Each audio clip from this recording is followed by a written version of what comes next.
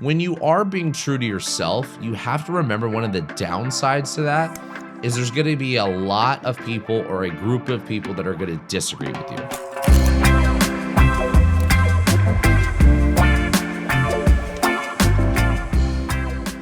All right, what is up, everybody?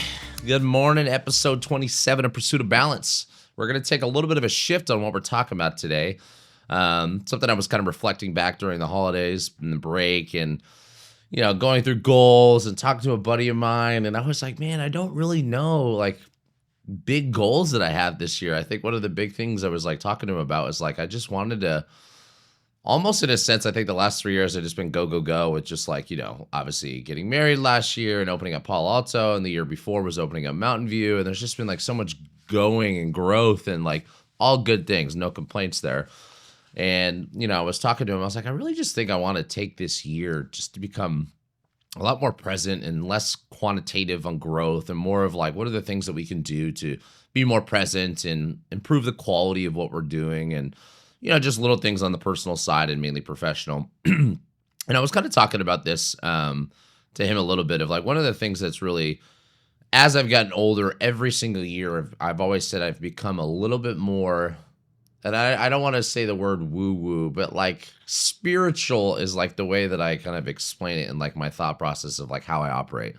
I will give a lot of benefit and grace to my wife because she's made me very empathetic over time, just because her just being a natural empath has kind of bled into my life for the best.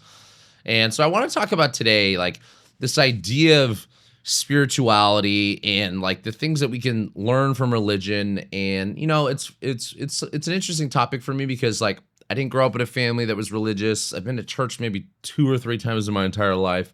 Like I'm not a religious person by nature. And I have nothing against religion, but I've never been a religious person. I've always considered myself to be more kind of spiritual.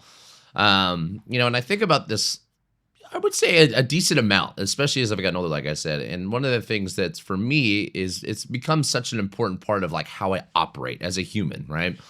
Like, it's like as a husband, as a future father, as a manager, as a boss, as a coach, this idea of spirituality, in my opinion, I actually was looking up the definition earlier and I was like, I don't know if I really love that definition. And I was like, for me, it's always just been like this belief in believing in something bigger than you, right? And I think this disconnect from, in spirituality, I think could be like, universe, or it can be, religion. I think for me, I've always said has kind of been, I don't want to say closed-minded in an offensive way. So if anybody's listening to this that is religious, by all means, like there's might be some things that are just uneducated coming out of my mouth today. But like I've always looked at religion being a little bit more closed-minded in its structure. Like it has, plenty of benefits, I think, for a lot of people and so many things that we'll talk about today. But for me, spirituality, I've always considered to be more open-minded. It's like I'm believing in something bigger, right? Like what is bigger to me, though? It's like I think about that a lot of like I'm a very like I love nature. And every time I'm in nature, I kind of just get that like overwhelming feeling of like just spirituality and just this connection to something else outside of myself. And like this random weird thought that we have as humans of like, how do we exist? How do we get here? What is the meaning of life? What is this purpose? And, I study a lot, like as far as just education, the things I watch, the things I listen to, the reading that I do on really just this, how do I really optimize health? How do I optimize happiness for myself? And how do I live a really, really good life? And most importantly, how do I share that with other people?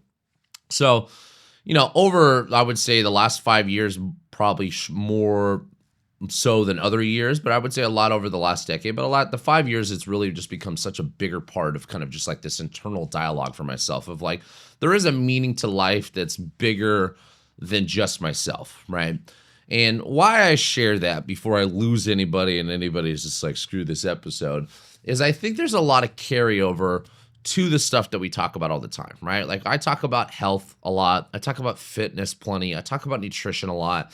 I talk about stress management. I talk about sleep. Like these are all the topics that I try to keep on this show. And these are just the topics that I live with professionally with my career. But there's these other things that encapsulate all that stuff that kind of give it meaning, right? That kind of give it a sense of purpose, that give you a sense of direction, or an easier way to maintain levels of discipline or be able to manage pain or manage stress when it becomes outside of you, right? And that's why I really wanted to talk about it. And so I was like kind of going down a little bit of the rabbit hole last night and more so this morning when I was putting some show notes together. And just like honestly, I was having chat help me a lot with some of the stuff because I really just like I've not been kind of surrounded by it. I read books on Buddhism. I'm really, really big on philosophy. I love Stoicism. I think it gives us a sense of direction and a sense of order and just kind of like an operating manual of like how we should go about life, right? And when I was younger, as a kid, I don't think just because I wasn't surrounded by it necessarily, like it just wasn't a big thing in our family. My parents were never against it, but they were never pushing it either, right? So it's just something like where they're not like anti-religion, but they weren't like, hey, we don't do it, but if you ever want to do it, it's up to you. You can do your thing. So, which I really appreciated because my parents came from like this very like, open-minded approach of like, if this is something you want to do, go do it. So I had a handful of times I worked with a buddy of mine in Gilroy Health and Fitness, and his dad was a pastor of a church in Gilroy. And I remember just going to a couple of them, and I go to a lot. And just even in those couple sessions, I was like, okay, I could see why people can be so hooked on the importance of this being such a big part of their life, right? Like why religion is such a big thing. And like you see this with athletes and like post-game interviews, just like first giving their praise to God. And, then I look at the other side and it's like I've seen so many documentaries of like the negative sides of what religion can provide and some of these quote unquote more cult way of looking of life and being in life and like kind of being in a sense trapped with how their beliefs are supposed to be. And that's like where I started to kind of, for me, have always been like, that's why I'm not a huge 100% buy into religion for certain things, because I think it confines a little bit of some of these morals or beliefs, some operational things that we should be living by. But that being said, like I always try to look at like, hey, here's pros, here's cons.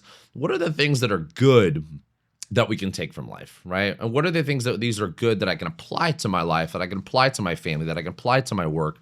And then what are the things that I think maybe are a negative, right? So when I think about spirituality, I think of like, for me, it's like, I've always had this thought. I remember like, even as a kid, everyone's had this like staring at the stars or going in a hike or being at nature. For me, it's always been like the ocean and the beach for me. It's just like, I always feel like this overwhelming thing of like, wow, like life is beautiful. The world is beautiful. And like, there's something so much bigger than us. And I can't explain how any of this was put here. I can't explain how I am here in life. And I become very grateful when I think about those things. And I become very grateful and happy when I think about this connection to something bigger, right? To like what exists outside of us, right? Or nature itself, right? Or like this idea of like what happens next in life or the afterlife. Like there's all these thoughts that people sometimes have. So I wanted to kind of go down a little bit. I think I'm going to kind of start with some of like I basically had 9 things that I put down that we can learn from other religions, right? And this was like a mix of like both religion and philosophy. And like I mentioned earlier, it's like I haven't really studied a lot of this. Like I've read a handful of books, and some of these I read probably majority of my stuff has probably been more in philosophy and Stoicism. Like Stoicism for me, I've always liked because it kind of felt like an operating manual, like something to come back to for me to like, how do I operate, right? And when I was younger, coming back to that story, it's like as a kid, I wasn't really exposed to it. I think a kid, there's this sense of play, there's a sense of freedom, there's the sense of detachment from things that you're just like going about life. And then I think as every, young adult goes through, it's like they move out of their parents' house, they go to college or they go into work or they get into their career. And then you start to, think about things bigger than that, right? But like when I was younger in my 20s, I really didn't care much about other things outside of myself, right? And I think both is a negative and a positive, right? And the way I say this is like positive because a lot of the stuff that I was able to accomplish in my life, like when I think about my career, when I think about like sports even, or just competitions that I was doing at a younger age, like I think me being so selfish at that time allowed me to be just hyper focused on what I was doing, right? Like I wasn't really, I don't want to say distracted, but like I wasn't distracted necessarily by the other things and caring about what else was going on in the world, in like other people's lives. And as I've gotten older, and I always say that with politics, right? And like I heard this on a podcast actually like a week or two ago. And the guy was saying, he was like, hey, for people, and I want to say he was probably a little bit more religious than like how his like, his kind of conversation was stemming from. But he's like, people that don't believe in something bigger than themselves, don't believe in a God or atheists, or just don't believe in anything that exists outside of themselves. We tend to look at government being the top of like the chain of management of like what we're taking direction from, right? And I've always considered myself pretty anti-government in a lot of ways. Like I'm like, I don't want to be involved with this stuff. Like I see all the political drama that people deal with, and I think it's a distraction for so many of us from the real things that are important in life. But naturally, as I gotten older, it's like, hey, turning 35 this year, being in business for 10 years, being in my career for 17 years. As you get older, I think it's just something naturally that you just get a little bit more involved with, or you start to like learn more about, or you start to care more about it. I think a lot of it, just like some of the stuff that I need to be educated on just for legality reasons for how the business is operating. But then I think about, really with this decade of life coming in life, that like me wanting to have kids and having kids, and raising kids, it's like, okay, what is the world that I am putting my future children into? And what are the things as a parent in the future that I can learn to A, educate myself on, and B, make sure that they have an experience that's healthy for them in life, right? And not too distracted. And I don't want to confine them, and I don't want to be closed-minded with that. So when I think about this and the importance of it, I think a lot of times with working out, I think a lot about this with work. I think a lot about this with my team. I think a lot about this with my wife, my friends, my family, that when I've over the years have become more and more empathetic and spiritual and believing in just like it's bigger than me. It's allowed me to operate in a place where, in a sense, I almost like, I don't know how I'm trying to say this. Like I almost want to take the work on. I almost want to take the stress on, right? Like one of the things with me with work is like, this is all I've been doing majority of my life, right? So literally I'm coming up on literally 50% of my existing life has been spent in my career. So like I consider myself well-versed and well-educated in what I do. And there's still so much that I'm learning. And a lot of the things I think it's been cool with me in my career is like having coaches that are brand new, that it's just their first year in the career, that are younger. Or I was just telling Chaz and Elliot, like, even having a buddy opening up a gym and like seeing him in the beginning stages of like week one of a brand new business. And like, I was just thinking about it. I'm like, man, I remember that. Like, it's literally almost 10 years ago now. But like, I remember like having no clients and having a very, very small team and like doing it me, my brother in the very beginning, and me, my brother, and Mike in the very beginning. And I just like, it's cool to reflect on that. But now I'm like at a stage where it's like, I really get so much out of my life for the meaning of life and the purpose of what I do for a career by helping other coaches, right? And maybe in the future, like helping other gym owners. Like I've always liked coaching for the aspect that I get to help other people, right? And I think about that in this kind of spiritual connection aspect, that like this idea that work is almost for most of us, our only outlet and our only avenue in life where we actually get to do something bigger than ourselves. We actually get to do something for other people.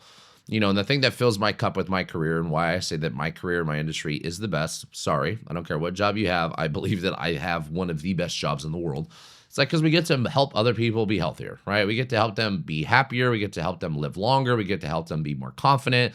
We get to give them a sense of community. We get to give them an outlet to socialize. Like, I really just like, I'm like, man, I just do have the best job.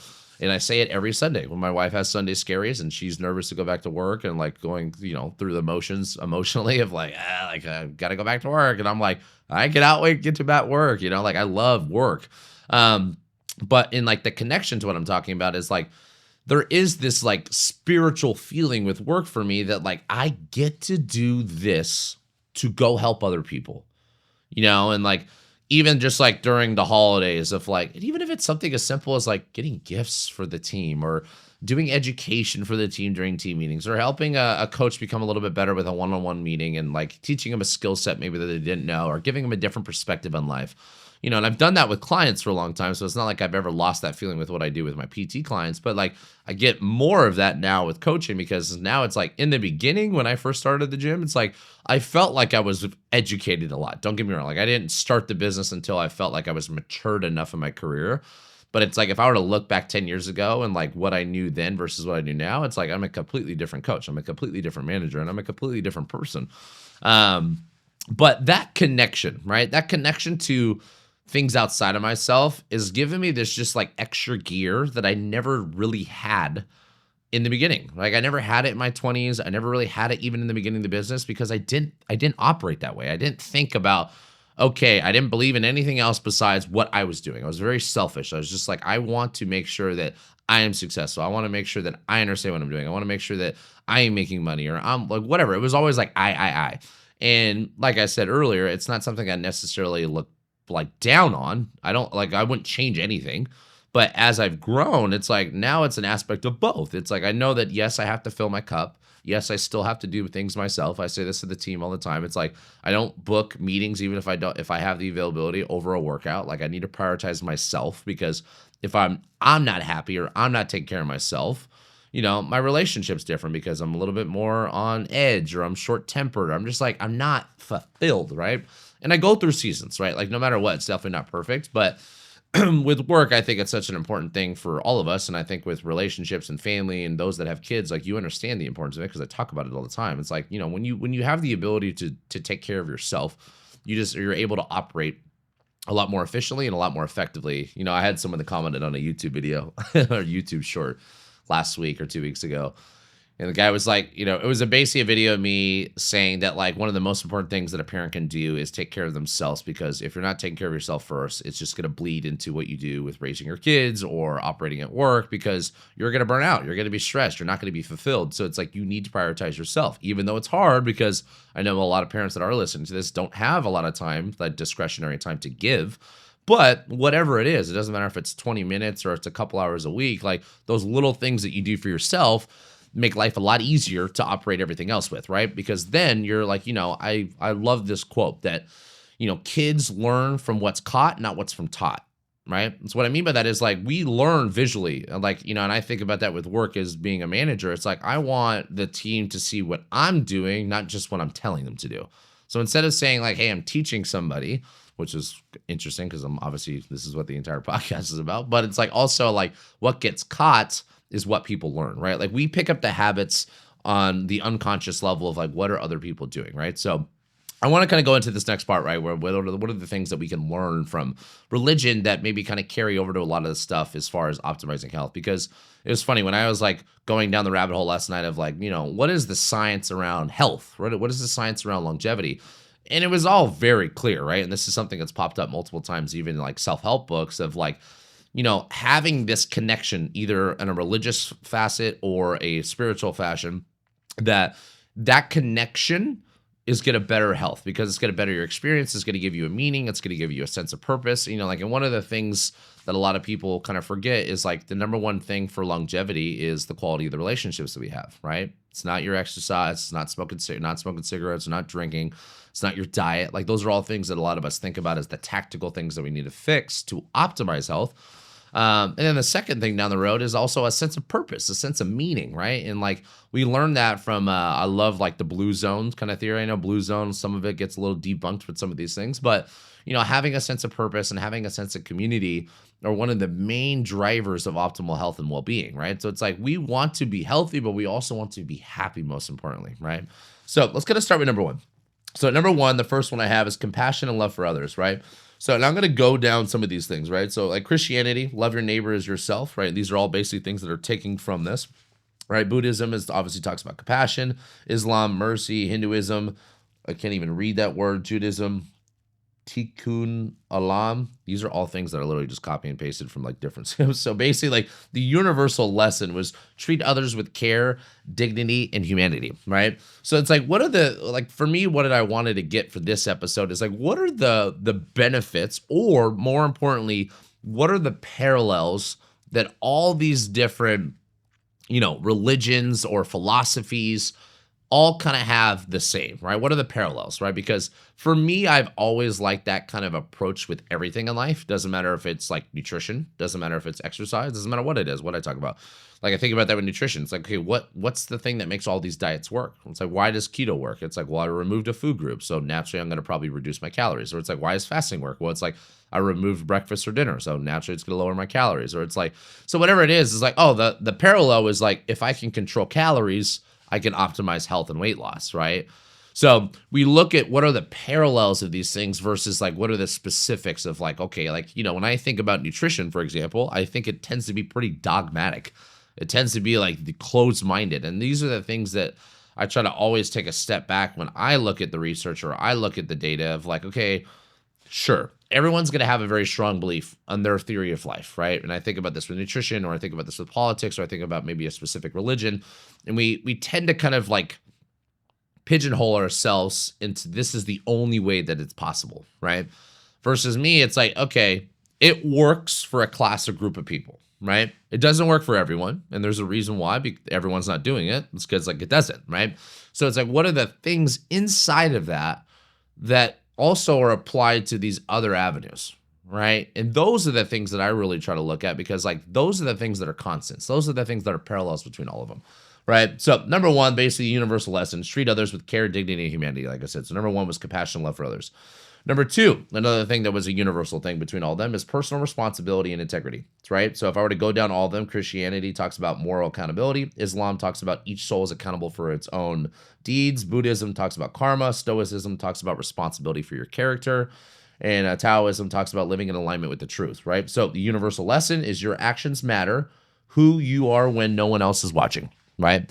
So if you think about those things, it's like, what are the things that we could take, right? Who we are when no one else is watching is basically just an example of your character, right? Who you are as a person should not be different in front of people than it is behind closed curtains, right?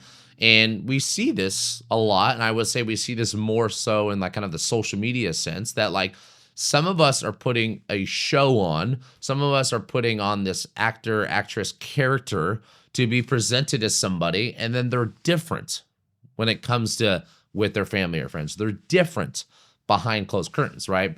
And that is not living with a true sense of character, and that's not living in alignment for what we want to be, right? So when you think about who you want to be as a person, right? That needs to be who you are all the time, right?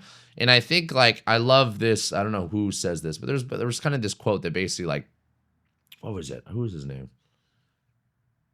I forget it now. I don't want to butcher something that I don't say. So number three, discipline over instant gratification, right? So I love this one when you think about this in relationship to health or exercise. So Christianity talks about fasting and self-control. Islam talks about Ramadan. Buddhism talks about detachment from cravings. Hinduism talks about tapas, which is basically their level of discipline. Stoicism talks about mastery over desire. So universal, growth requires resistance.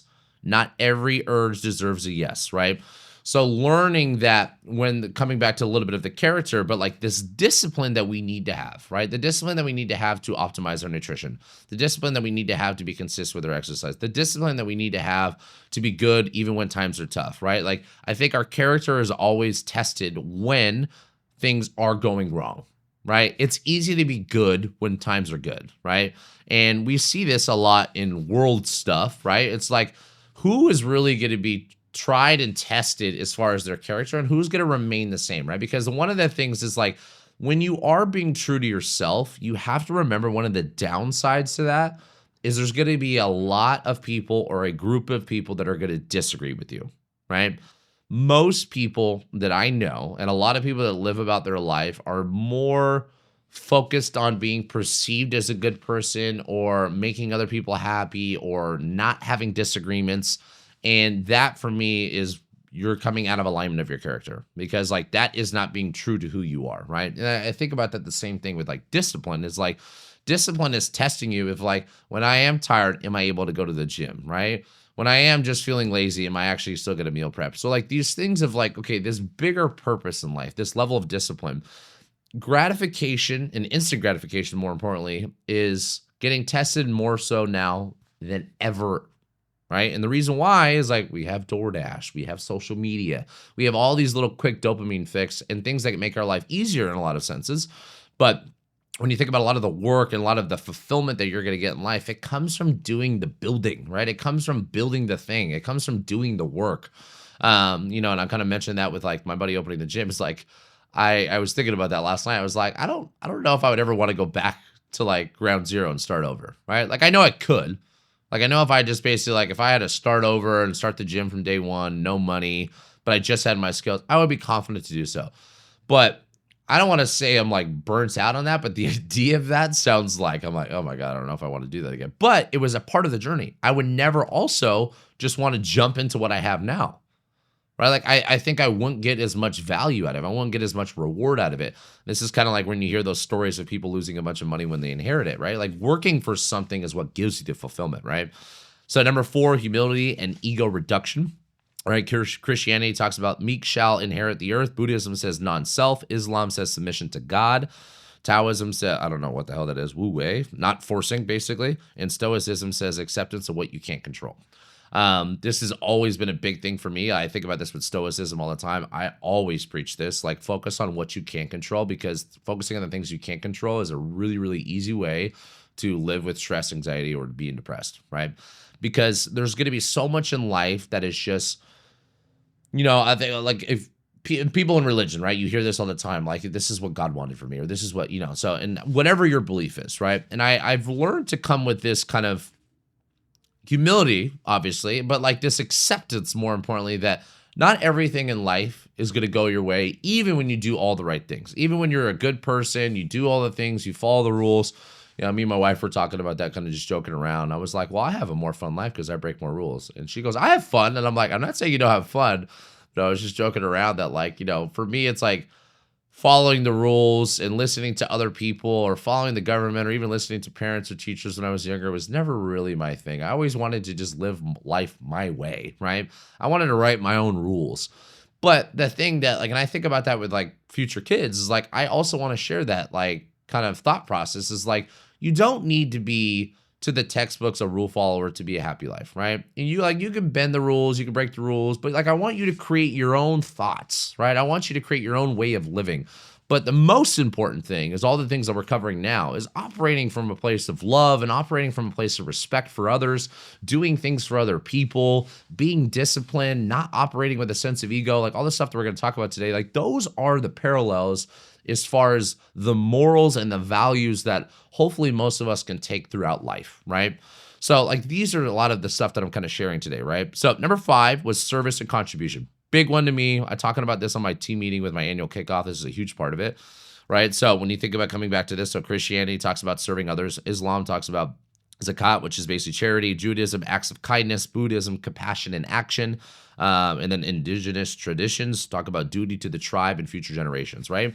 This, for me, with my job, one of the biggest things, right? Like I always talk about one of the most important things that I do in my life is the service and contribution for the better good of humanity, right? Like it's easy to just think about yourself. It's easy to just think about taking care of yourself, making sure you're successful. It's much harder to take care of other people, to take care of kids, to take care of your partner, to take care of a team, to manage other people, and more importantly, like look at the greater good for humanity. But that is the thing that's more fulfilling. I get so much more fulfillment out of my life when I'm helping other people, right? And it's an interesting thing because like for me, I think the thing that the crossroads that I came to is like I had to go through doing it myself first and taking care of myself to understand the impact it made on me, to then see more value in doing it for other people, right? Like for me, I've always kind of had this like, and this was a little bit of like the imposter syndrome. It's like, I don't want to tell people what to do if I'm not doing it, right?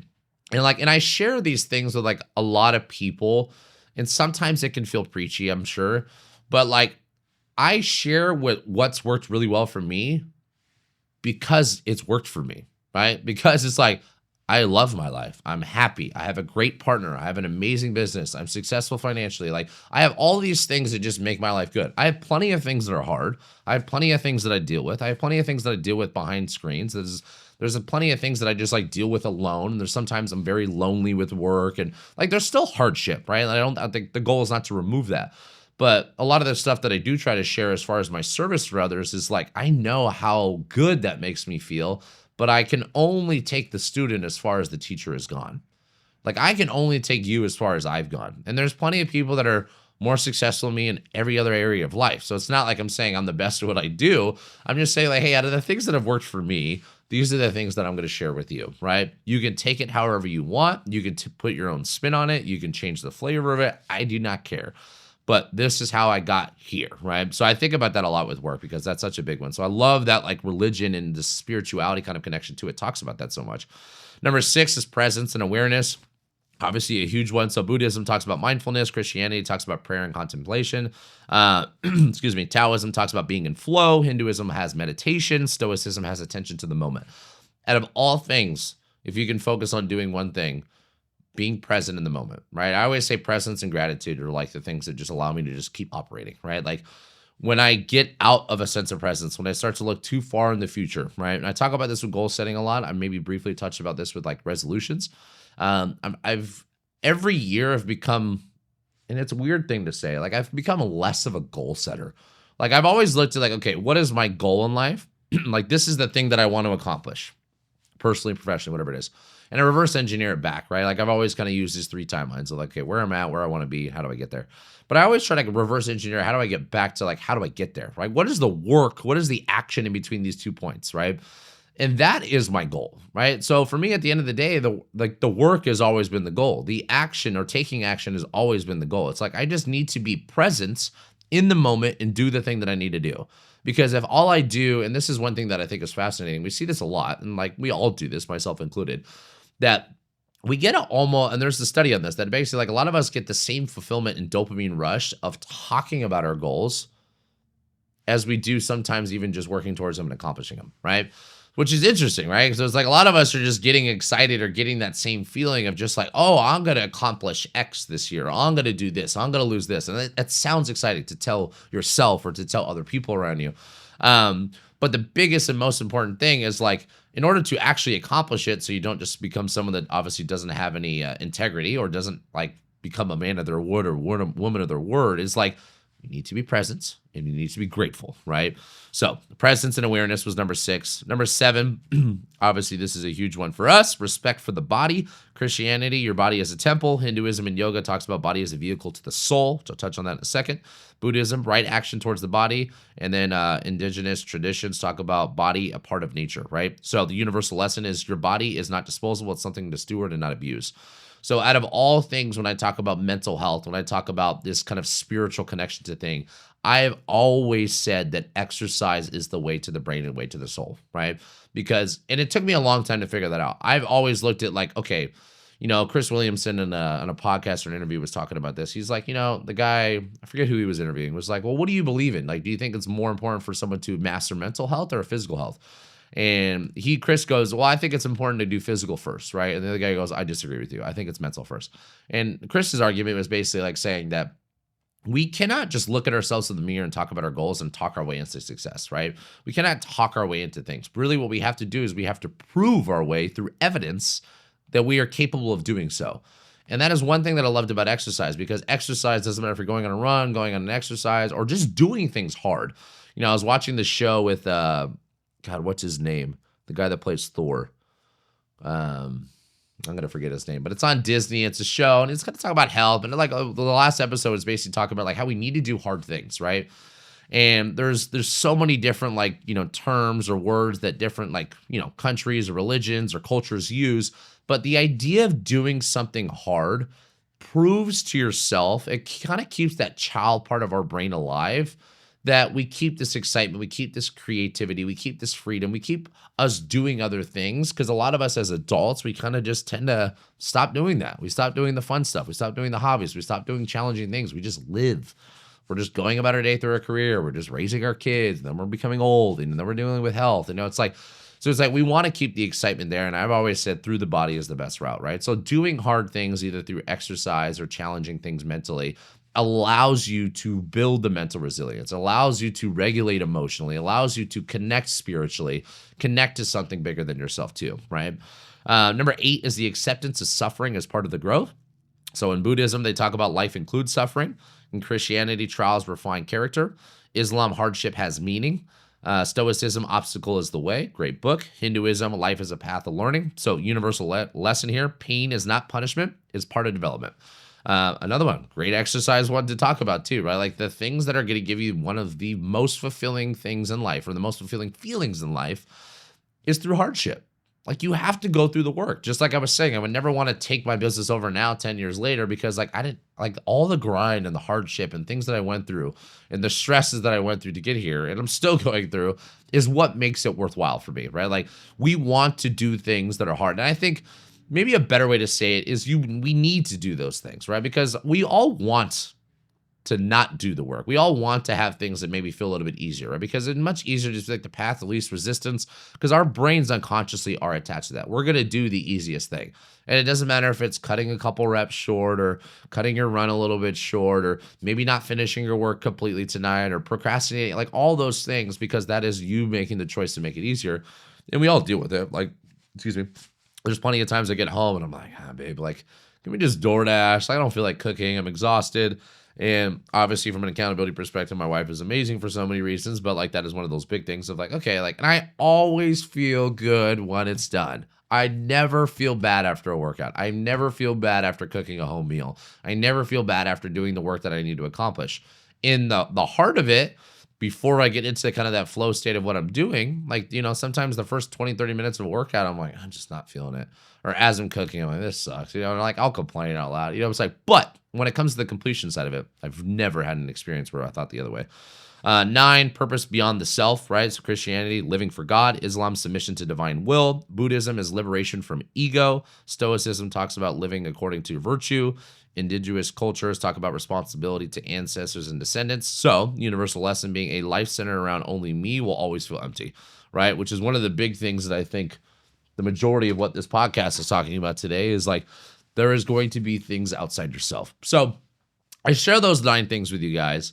I hope you take some of those things and hopefully most of us are maybe applying this already, or maybe it gives you maybe a little bit of a different perspective on like how we operate, because I think learning to zoom out a little bit, learning to think about things like I even think about this in business, like, some of the most successful people in the world think in levels of decades. They don't think about weeks, months, or years. I was just reading the story of the guy that's the CEO of Nike now, and he's been at the company for 36 years, and he started off as an intern. And he worked his way all the way up the company until now he's the CEO, right? And one of my things that I see for people working, I see this with employees sometimes, not necessarily my team. I think like the team that we have now is like got a really, really good mindset on it. But I've seen it plenty in my career, right? Just at different gyms where people are jumping from gym to gym, doing 5 different things, or where people are changing diets, or even clients, like they'll go, oh, I was working out there for 3 months, then I stopped for 6 months, and I came here. It's like we're going from thing to thing. Like in reality, it's like learning to be disciplined, learning to have faith that it's going to work, learning to stick the ground, right? Learning to just stay where you're at, being strong with your word, having those character, like all these things that I talked about, I think are going to give you so much more meaning, right? And so much more purpose, right? Because one of the most important things outside of relationships, like I talked about, is the sense of purpose, right? Like there's probably people listening to this that really have never sat down and reflected on like, what is your purpose in life? Right? It doesn't matter if it's like you want to be the best parent, or if it's work related, or if it's your hobby. It's like we all have this thing that drives us, right? And it's different for all of us, right? But I think what I was talking about today is the parallels of like, there are all things that have parallels inside of it. So it doesn't matter necessarily what you're doing, but it's like the why you're doing it, right? But when you can look at the greater good for humanity, and you can look at how do I impact others outside of myself, I think that purpose just is something that's just like this internal fuel tank and this internal accelerator that we have for life, that you're able to push through a level of pain. You're able to maintain a level of discipline. You're able to work through times of stress. For me, there's plenty of times when it comes to work, which is work stuff like this. I dealt with this with billing. This is why I gave billing away to my wife. I was like, there was like year 2 or 3 of the business. Like, I was like, I don't know if I want to own a business anymore. Like, this is just, it's too stressful. Like, it's just like dealing with all the stuff of like managing employees or managing the client's needs. And like, I'm just trying to do my best and do what I think is best for everyone else. And obviously it's never going to be right because everyone's going to have a different opinion. But like, I've always had to make a decision for the greater good for the company, right? For the clients or for the team. And it's made it easier when I operate with a sense of integrity, right? When I operate with a sense of like, I'm not just selfishly doing it for my own good or my reward or my whatever. In the beginning of my career, not just with the business, but just in career, I didn't care about that. Like, I really like, I honestly was like different businesses. I'm like, I don't care what the company is doing. Like, yeah, it's cool to be on a winning team, but like, I really cared about my performance. And it's like, I wish I had the mindset that I had now in sports. I wish I had the mindset now when I got into work, because like, it would have just allowed me to grow so much faster. Because I remember, and this has always stuck with me, one of the like kind of mentors that I had earlier in my career, second job I ever worked at, Go Health and Fitness. And I got hired as an assistant fitness manager, and then I moved up to a fitness manager. And Jason, the guy that I was working for, my mentor, was like, hey, the only way you can grow is if you can have someone that you can build someone to be better than you, or you can hire someone better than you. And I remember just being so egotistical at that time and so cocky. I'm like, no one's going to be better than me. Like no one's going to do what I do better, because like I care about this the most, right? And the reality of it, like I even think about it now, it's like it's cool to like be surrounded like with the team that we have now at FL, like the coaches. Like, I mean, I feel like I'm in the worst shape out of everyone, and I'm like, I feel like I'm in good shape compared to general population. Then I look at the coaches, and I'm like, Jesus Christ, like they're killing it. Or I even look at their work and their coaching. It's like, I spent a lot of my life in the beginning part of the business, like trying to help other coaches grow. And now it's like, it's cool to be like, oh, I'm surrounded by like professionals. I'm surrounded by people that I learn from, right? So it's allowed me to, yes, I can continually educate them on some areas that maybe I understand better, but I can also learn from them and what they know better than I do. Right. So like all those things, they all connect. Right. So I think just to kind of tie up today's episode, like if it's a religion for you, if it's universe, if it's nature, if it's spirituality, I think having a practice of this and being connected in some way is a very, very vital piece to your health. It's a very vital piece to your life. It's a very vital piece to everything that we do as humans, because it allows us to not only work on bettering ourselves and how we operate and the operating manual that we take behind it, but also what are the things that we can do for other people, right? What are the things that are parallels? These are values and morals that all religions kind of keep. And like, religions have obviously been here for a lot longer than we have as humans, right? So like, there's obviously got to be some merit, good or bad. That's your decision to make as a human. But the reason why I choose spirituality over religion at the moment is because like, I like this open-minded approach. I like an open-ended kind of way of living. Like I want to learn from every different facet. I want to learn from different disciplines. I even think about that, like when CrossFit started, I was like, oh, I like CrossFit. Like CrossFit's like not just being strong. It's like, oh, I can be fast. I can be a good swimmer. I can do gymnastics. And I think about that with like MMA, mixed martial arts. It's like, oh, I got to be good at jiu-jitsu. I got to be good at Muay Thai. I got to be good at boxing. I got to be good at wrestling. Like I like the idea of this well-rounded thing. This is where pursuit of balance has always been stemmed from for me. This is idea that we can maybe not be excellent at everything, but we can be good at a lot of things, right? And the biggest thing to kind of like cheat code and fast track that success is learning from those other disciplines, right? And staying open-minded, right? Because there's going to be moments in life, there's going to be times in life where we become closed-minded. We become a little narrow with our thinking and our sight of like how we view other things. And that, where I think that can be a negative thing for so many of us, is we completely disregard the opinion and thoughts of someone else, right? Like we should never be able to live in a world where it's wrong for someone to have an opinion on what their way of thinking and to be punished for it. Even like, I mean, no matter what, like there's plenty of things that I'm like, yeah, I think that's completely wrong, but I still want to be empathetic and open-minded enough to be like, okay, like maybe I'm going to try to do my best to open your mind or convince you of what I think is maybe better. But I never want it to be this shut down idea of like, that's stupid or you're wrong or you're an idiot, right? Like there needs to be this level of operating from like peace and love and the humanity of others, that like we can be open-minded with the idea that someone has a difference of opinions. Someone has a different way of living. Someone has a different kind of style or approach to whatever they do. That doesn't make them wrong. Maybe it might be wrong to you, but like that's right to them at the time, right? And I use the word at the time because I think everything in life is dynamic. There's plenty of people that change their opinions. There's plenty of people that get into religion. There's plenty of people that get out of religion. There's plenty of people that get into politics. There's plenty of people that switch sides. There's plenty of people that switch their style of training or their approach of living. There's plenty of people that switch their style of parenting. So like being dynamic and allowing you to ebb and flow with the reality of life of learning that's life. Like that's what we do as humans, right? So like be open-minded, be accepting enough to understand that like you are a human on this floating rock in space with billions of other people with different thoughts and morals and values. But like there's things that we can all maybe agree on. And that is the parallel that I like to focus on, because that's just something that we can all come to consensus that I'm like, I understand that. That makes sense. Right. And it's like when we can all get to that place where we can all come together, That's where I think the world becomes a beautiful place.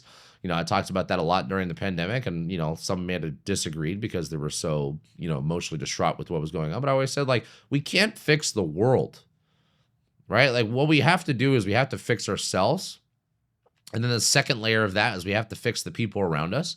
So many people are telling other people what to do, but they're not able to tell their partner or their friends or their family. And it's like that's the second order for me. It's like, number one's me. Like, I need to fix how I operate to make sure I'm doing the best for myself and for others. And then I need to share that wealth and that knowledge or that thought process with the people that are close to me that I actually care about. Then I can maybe start to be a little preachy on the internet or with other people and have a bigger impact on community and the other things like that, right? So I always say, like, it has to stay in that order, right? So many of us are just trying to fix other people, and in reality, it's like we have shit to work on, or like, hey, we haven't really addressed this with the people around us, things like that. So I hope you guys got some stuff out of that. I know that was a little maybe of a 90-degree turn from what I normally talk about, but I think there is so much connection to all the things I do talk about at the same time. So as always, I hope you guys enjoyed, and I will see you guys next week. Take care.